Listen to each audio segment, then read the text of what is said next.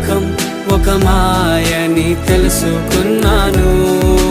ఏది నా సొంతం కాదనుకున్నాను. తప్పిపోయిన కుమారుని నేనైతే నా కొరకై నిరీక్షించే తండ్రి నా యేసు.